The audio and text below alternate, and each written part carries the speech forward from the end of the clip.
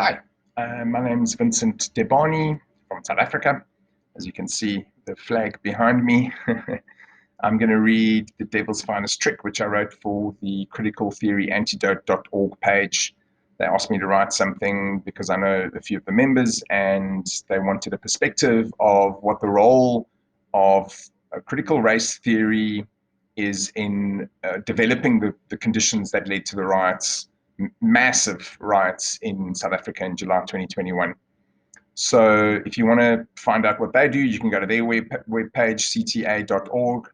They have lots of really good resources from professional and ethical people on critical race theory and its role in specifically ethics and counseling and in psychology. So, what is going on in South Africa 2021 riots? I'm asked this often by concerned foreigners. I'll scratch your curious itch and give you the punchline early.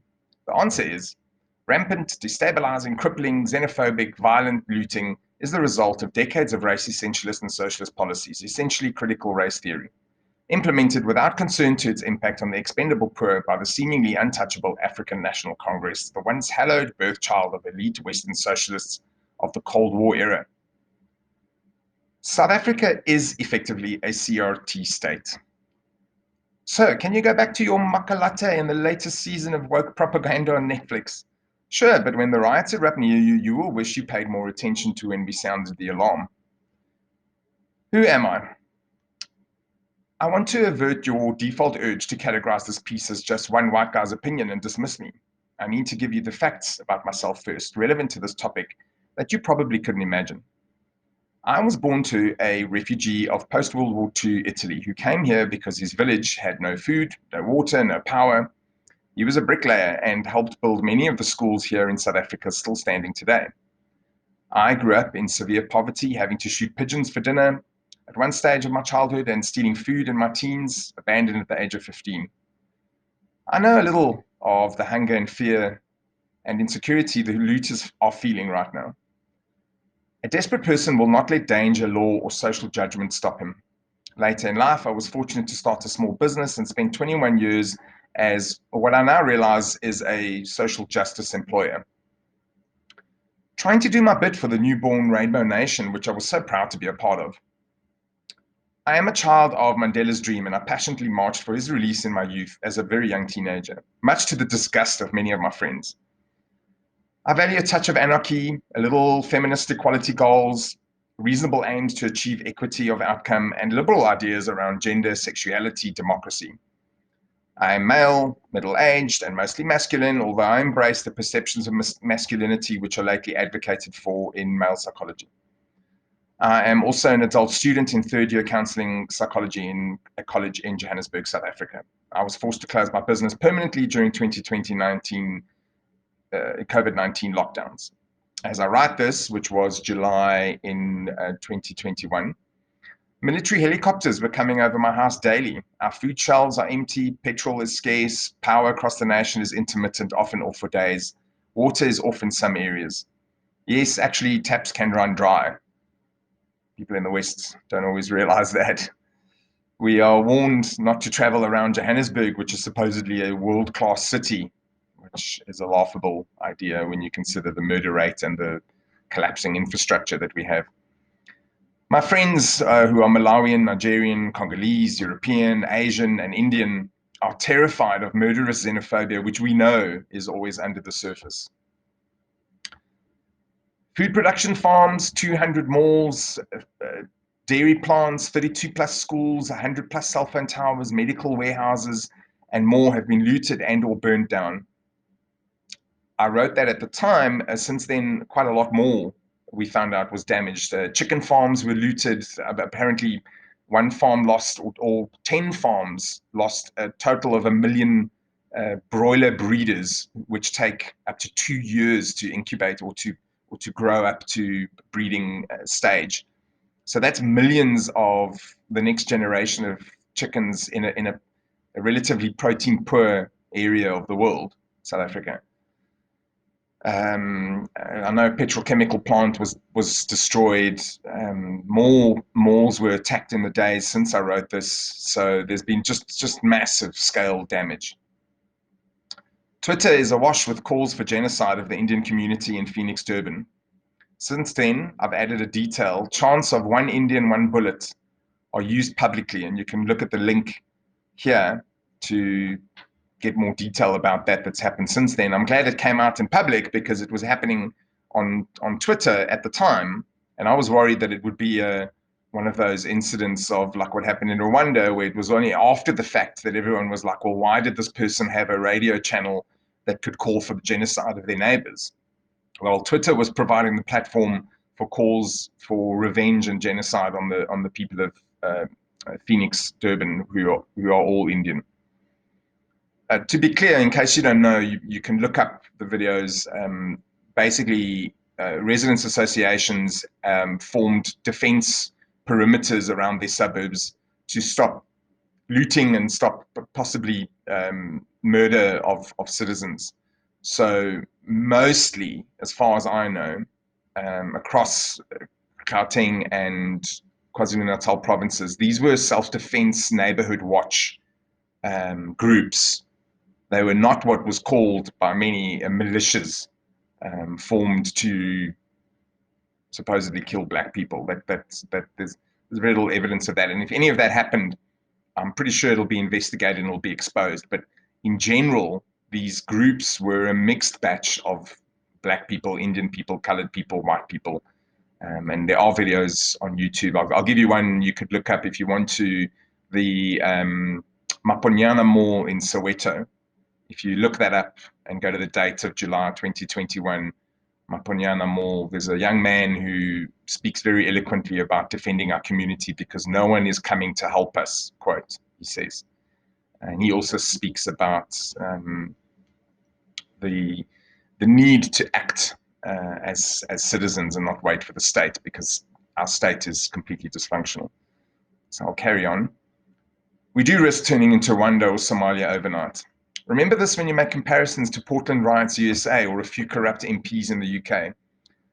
These are not the same things at all. I know what it feels like to be the scapegoat of a failed government because of the color of my skin.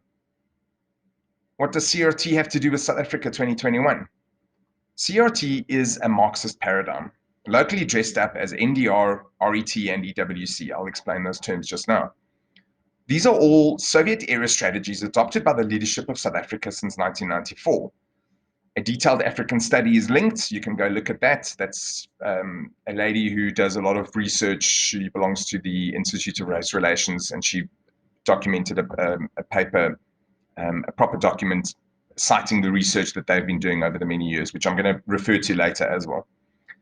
South Africa is led by the African National Congress, the birth child of well-meaning but ultimately misguided Cold War era humanitarians from the West. Many of us, myself included, were too naive to understand the socialist agenda still at work years after the fall of the Berlin Wall. The ANC is made up of a tripartite union between the Communist Party, the trade unions, and the original liberation organization, the ANC. Most members of the ANC and the Communist Party lived in exile during apartheid in sympathetic nations, many of them communist, like Cuba, North Vietnam, and Soviet Russia, incurring many debts being repaid to this day. These so-called struggle veterans are glorified leaders. They do glorify leaders like Muammar Gaddafi and Robert Mugabe. The claim that Muammar Gaddafi made when he was still alive, that he wanted to be emperor of Africa, is still defended by many people. And you can look this kind of thing up if you've got the patience on Twitter.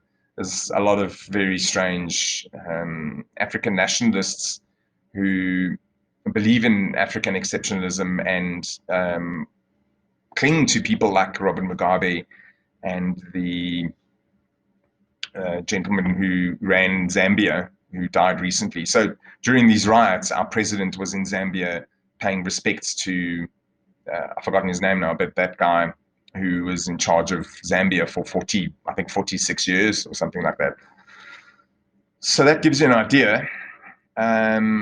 If you needed any more information, they also banned the Dalai Lama entry to visit Bishop Desmond Tutu. Tutu has become silent lately in disgust at what the ANC has done since Mandela died. Be aware that this is effectively a single-party state, more like China than the UK. Single-party rule is achieved by this unholy alliance, a kleptocracy which enriches a minority of connected and already privileged, mostly black elite. This is repeatedly proven and even admitted by ANC leadership when they feign attempts at internal change, which is 27 years later is just a joke now. The very people feigning internal change are the people that are leading the corruption. So it's a pointless exercise. I think it's mostly done to placate the observers and the banks and the World Bank and the WHO and all those people that are observing South Africa and are waiting for some kind of change. To bring it back to South Africa, the NDR, which is a socialist-orientated national democratic revolution adopted by the Tripartite Alliance since the 1960s, actually, has roots in Soviet-era Russia, where the Marxists realized Africa didn't have a middle class to utilize for divide and conquer strategies. NDR, like CRT, therefore makes the bourgeoisie the white people, and the proletariat is the black population. The NDR has been reformulated repeatedly in South African politics, but basic goals remain: using the state centrally controlled by party cadres to forcibly reconfigure class, education, production, freedom of movement, land rights, and distribution of taxes. It requires the scapegoating of other groups to explain persistent inequality, keeping the masses in a state of low education while pontificating a paternalistic elite leadership class, promoting a victimology and a growing dependency syndrome. This means the state has taken over mines, controls labor through the unions and punitive labor laws, owns and regulates details of broadcast media, uses race-based employment equity laws and demographic prescriptions to manipulate the flow of capital and opportunity towards itself. Note, this is all unconstitutional by Section 1 of our Constitution, which expressly makes non-racialism as a core value of post-apartheid South Africa. Our Constitutional Court, which instead defends these policies because they adopted a broad social justice goals, which is born in the elite academia of faraway wealthy nations. Essentially what I'm saying there is it's completely inappropriate to be diverting the Constitutional Court's attention to social justice goals which are beyond the mandate of the Constitutional Court. So gross inequality. Yes, there is a massive gap between the rich and the poor in South Africa. Millions here live without piped water, electricity, adequate housing, functional schools, access to transport or reliable communication, far from affordable food outlets, on subsistence nutrition with a very high preventable disease burden, which can cripple children's development for life. The youth category of 19 to 29, unemployment is up to 73%. And I challenge you to research that because you probably don't believe me if you live in the West.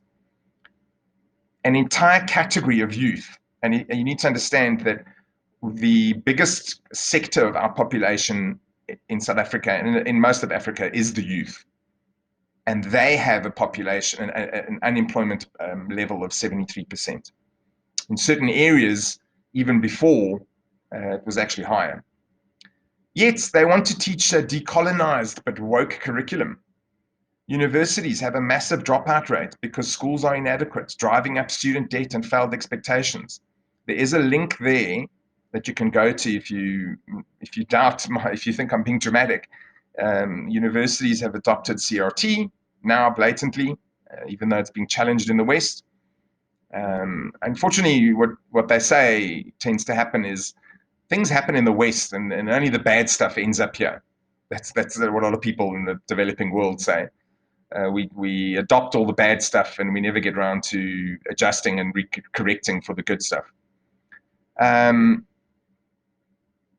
So yes, it drives up student debt, and it increases failed expectations, which leads to protests a few years ago, which caused huge damage in all the universities, of university students demanding free education. Well, the reason they're literally prepared to burn down the university to get free education is because they're going to be saddled with a lot of debt once they finish studying. Even if they do get a government loan or a government subsidy to study, they're still going to have some debt.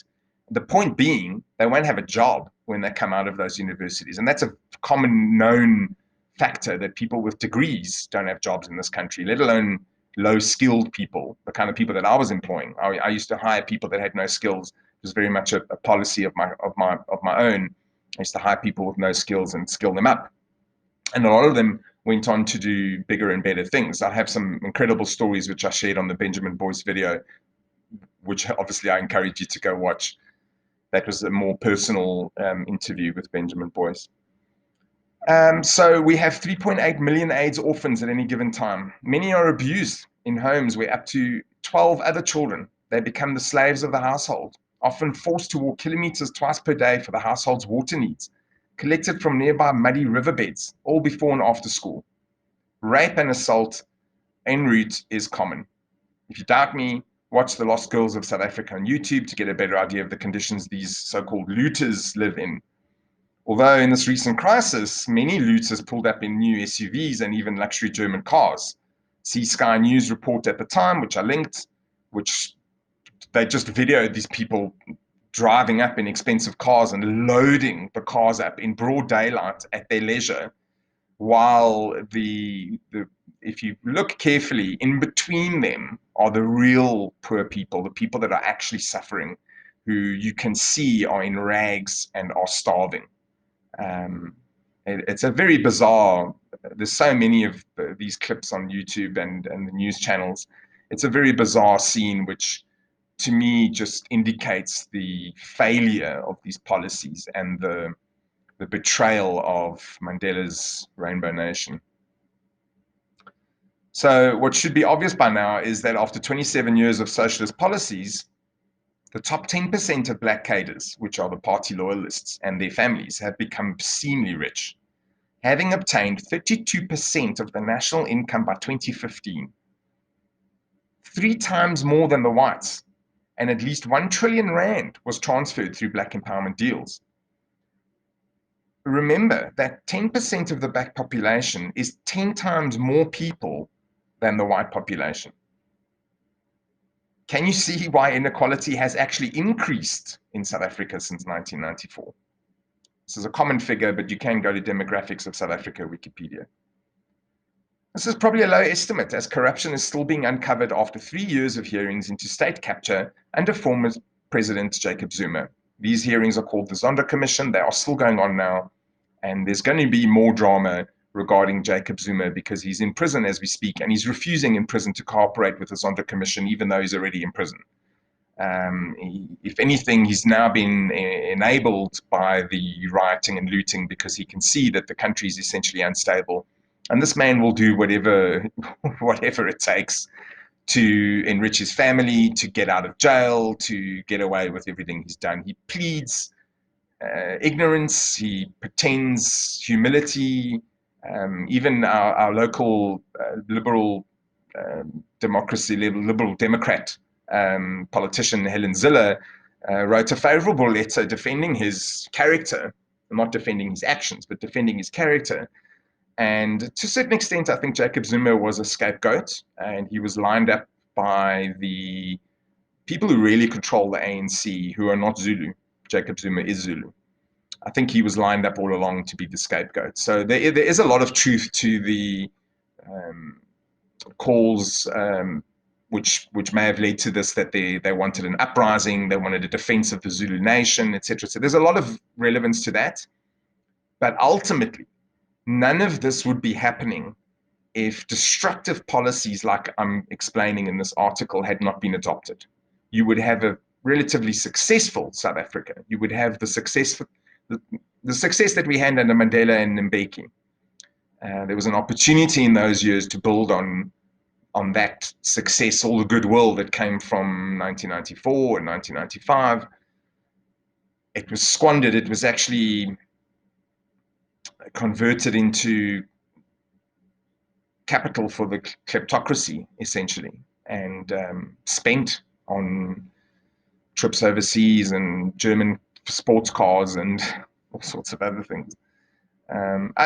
Everything I'm saying, you can easily research on Google, and you can if you search tenderpreneurs on Google, you'll see the articles where they've tried to reattach some of the assets through investigations.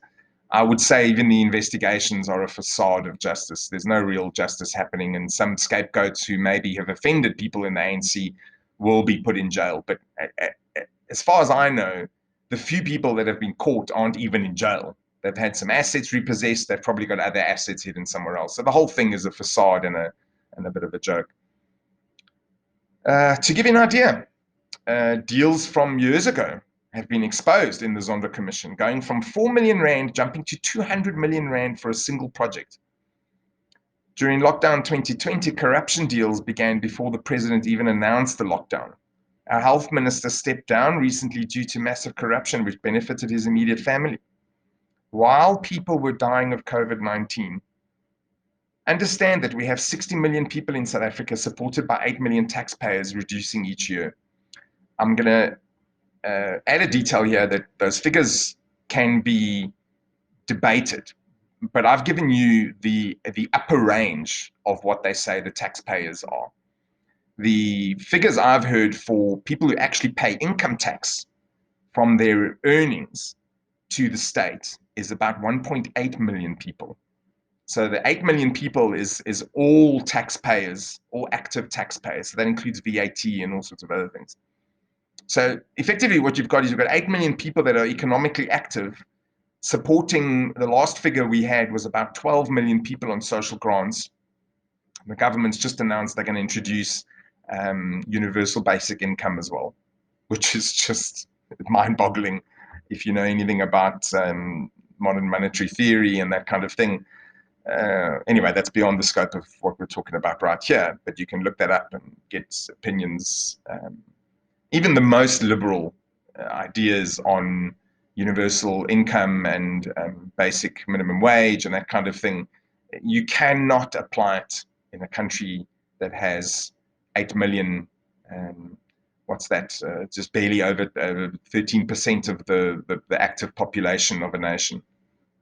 I don't think you need a calculator to figure that out. Any illusion that this one-party rule is for the people has been obliterated in the last, certainly in the last few years. The idea that a tiny white minority, we're 4.7 million whites in South Africa,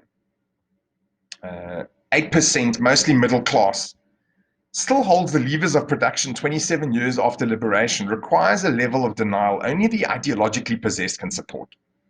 Although I don't discount foreign pressure, but it is more likely to come from China and Brazil than the USA or the UK.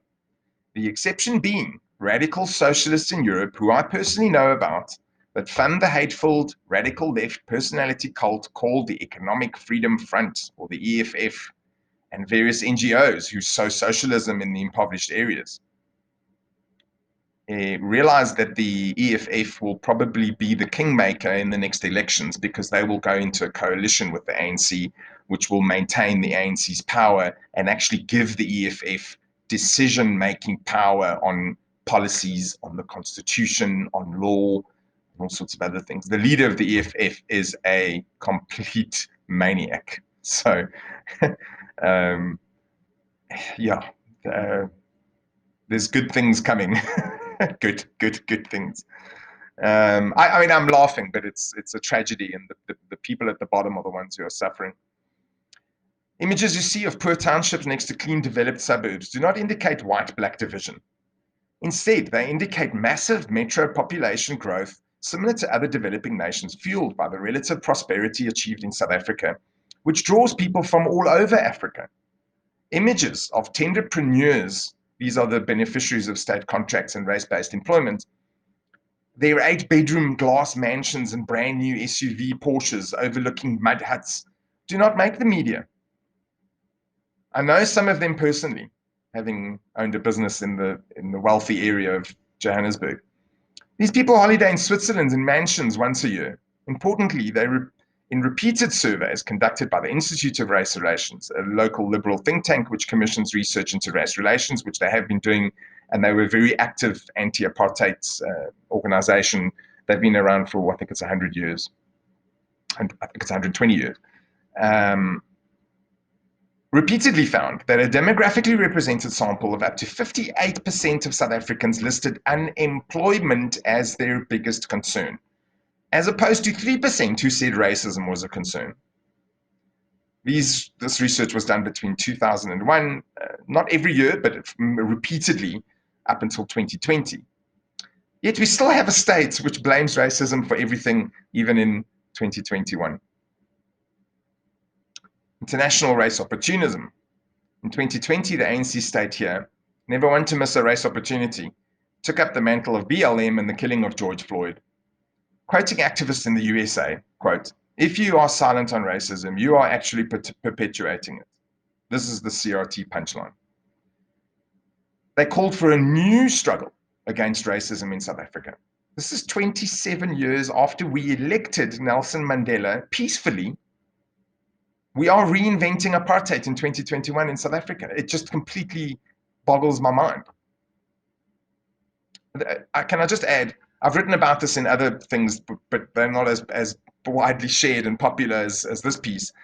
But again, it takes a level of denial and ignorance to not know the role that people played in South Africa to achieve change in South Africa. And to come now, 27 years, when the people that were the most active in change in South Africa are the people in their 50s and 60s who were responsible and supported the change in South Africa, to come now and accuse their children of systemic racism it's just absolutely bizarre.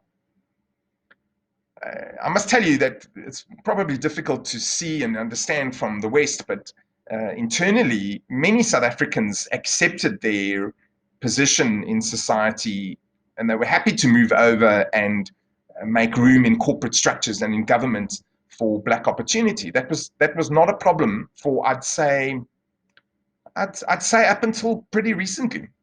This was not an issue amongst anyone I know. Some people were disgruntled, I suppose, but broadly speaking, everyone understood that there was major change coming and a major change necessary to create equality and to sustain peace, which is what South Africa did not have for many, many years.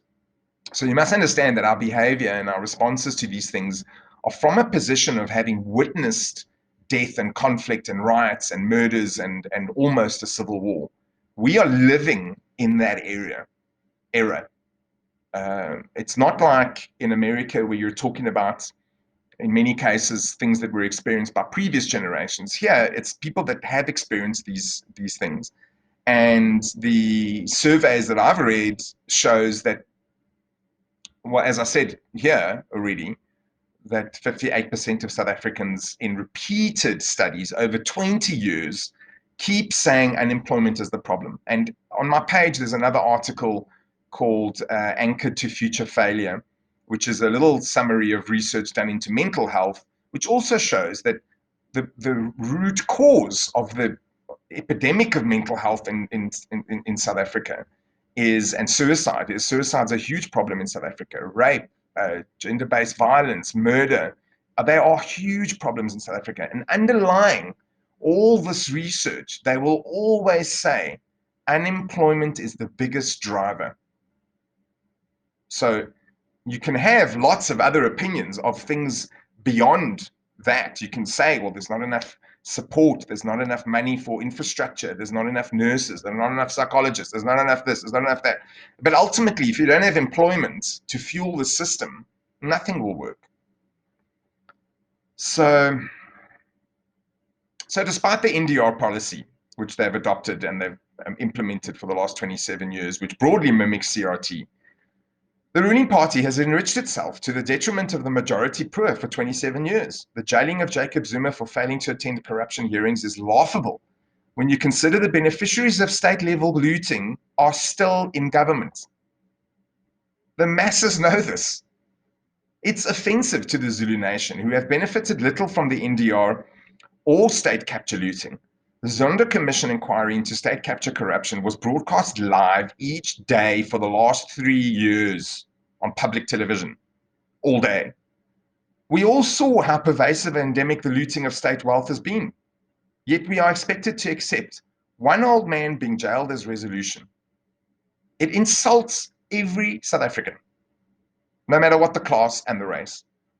It is important to note that In these hearings, many large corporations have been openly implicated as playing the game of bribery, fraudulent employment, and corporate equality measures which enrich the same people over and over again. People like our current president, Cyril Ramaphosa, who has enjoyed positions on executive boards for the last 27 years, leading to him being a billionaire. This is not Donald Trump we're talking about. This is a political figure who was a member of a leader of the unions, who was integral in the negotiations of the new South Africa, stood behind Mandela with a big grin throughout the whole process, and then spent the last 20 years, he rejoined politics about 7 years ago. So the 20 years after 1994, enriching himself and his family and all his friends. I actually don't have a problem with that. What I have a problem with is that it was at the expense of the growth of the country, and he re-entered politics, I believe, to defend this system, this network of kleptocracy that they've established, not to bring South Africa into some sort of new age, which he professes he's doing. President Ramaphosa has described himself as a dedicated socialist and someone who can negotiate by walking on eggshells and avoiding direct conflict. This is the man, the last great hope of committed liberals? Really? As I have tweeted before, RET is radical economic transformation, official policy of the ANC to cripple foreign or white-owned assets and take land through EWC, which is expropriation without compensation. This is official policy, all currently well underway by various means. Brain drain since 1994 means a lowering of skills each year. What that means, I'm not sure it's obvious in that tweet, is effectively across systems, important systems, you've got a brain drain happening, which means the efficiency of all the systems, the banking system, the public utility systems, the airlines, all these things has been reducing each year, the efficiency of these things. Obviously, there is a race empowerment element to this, which I do accept and I have no problem with.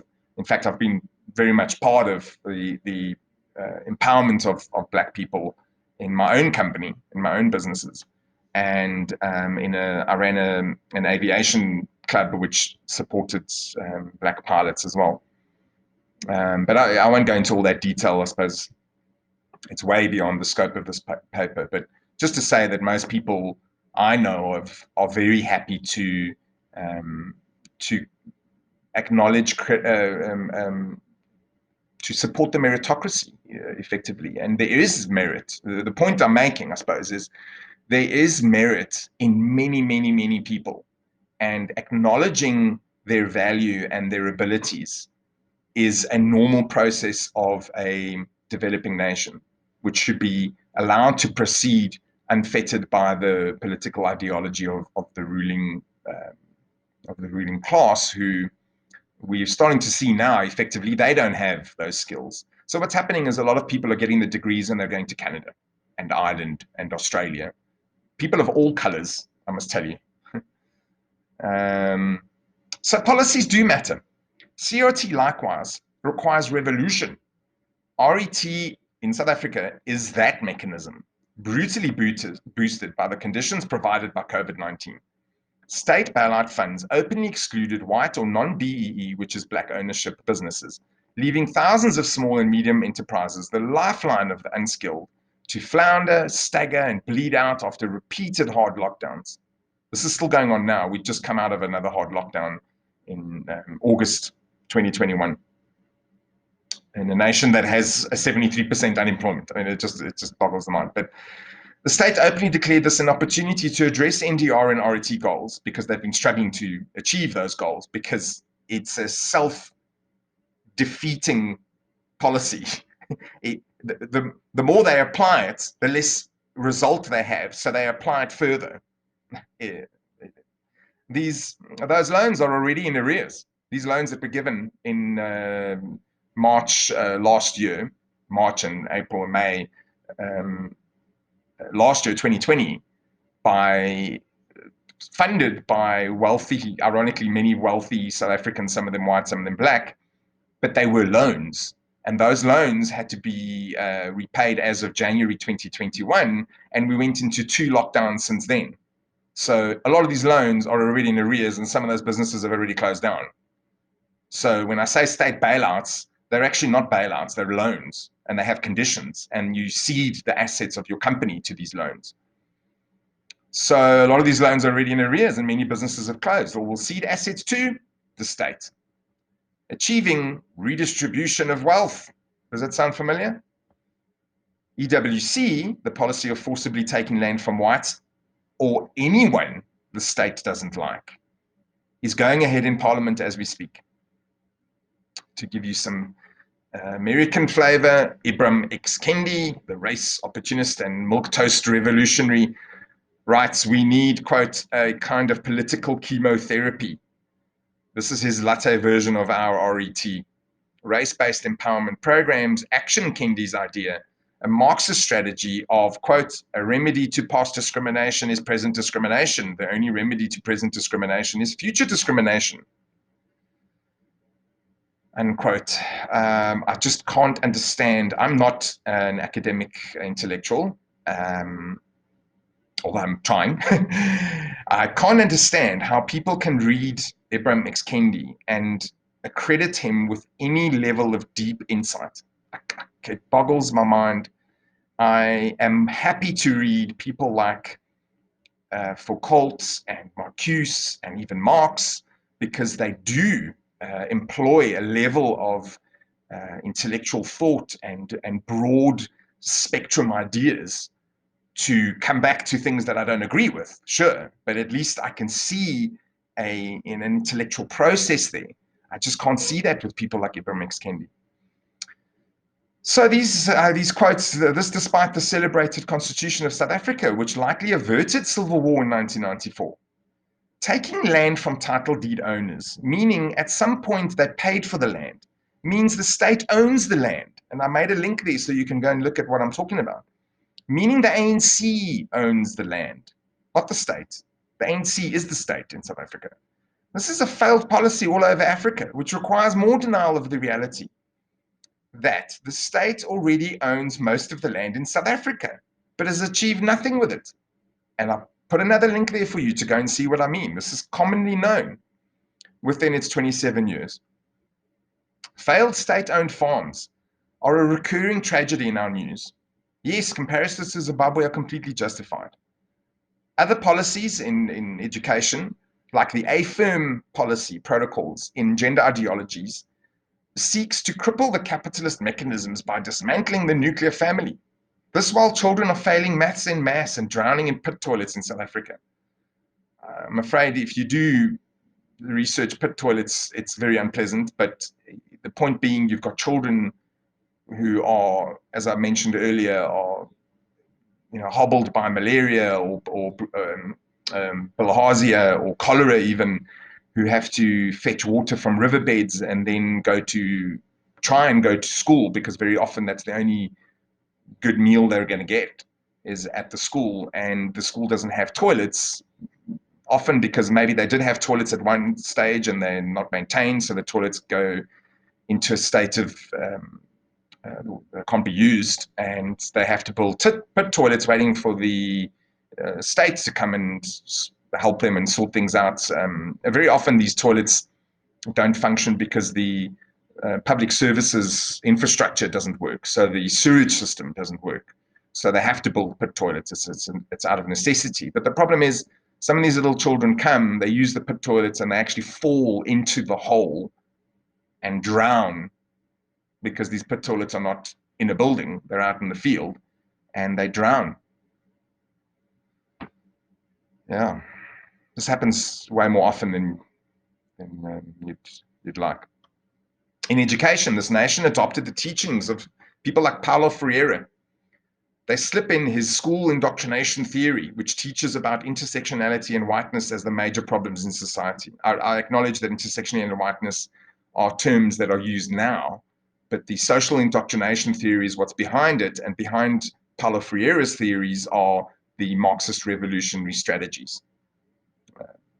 adopted in South America in the 60s, which may have made sense then, but certainly doesn't make sense now in light of Venezuela and Brazil and all sorts of other failed socialist systems which are now obvious.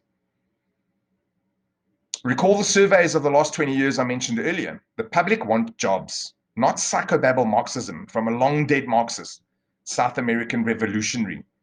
I have seen this with my own eyes in the curriculum currently used in South Africa. And I know that these things have been reprinted over many years. So you've got people that are in the education system and in psychology and in social work that have read this material and they've accepted it as positive developments. Personally, I find it a little bit lazy because if you do a bit of your own critical thinking, you'll find in a simple research, a little bit of simple research will find that most of those policies don't work. And even though some of those policies in, for example, Scandinavia work, we're talking about very wealthy countries who are then able to implement these kinds of policies. But my argument remains that these policies are actually used to usurp the capital, the social capital of the people in countries like South Africa, to entrench a ruling class, create a new elite, and then that elite just doesn't let go. This is what's been done in many countries in certainly sub-Saharan Africa. All right, so empathy. Let's get back to psychology. In terms of psychology, South Africans are an abused, traumatized, powerless, starving, desperate nation. Moral judgments of the looters, at least the really impoverished ones, would be unethical. As we accept limited capacity in cases of crimes of desperation, we should understand these people have little to live for and nothing left to lose. Really, nothing left to lose. The ANC has bled out the social capital we had in 1994. There is no energy flow left in any of these people. Even the wealthy looters who arrived in SUVs are drained of moral leadership. Their conscience has been absolved by the constant rhetoric of structural oppression and dependency syndrome that permeates the ANC strategies. Men are vilified as evil, leaving fathers homeless and hopeless.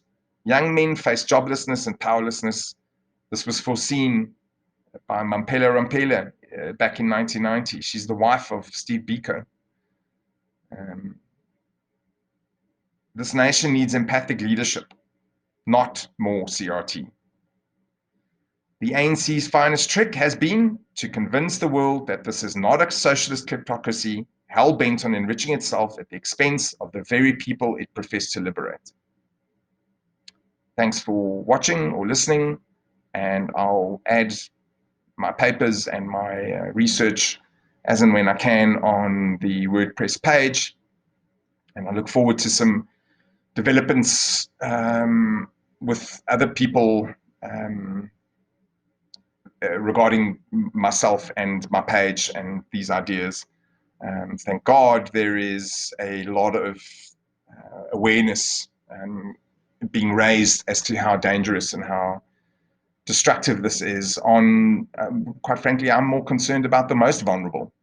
I didn't spend 21 years upskilling and employing people to watch South Africa go down the tubes.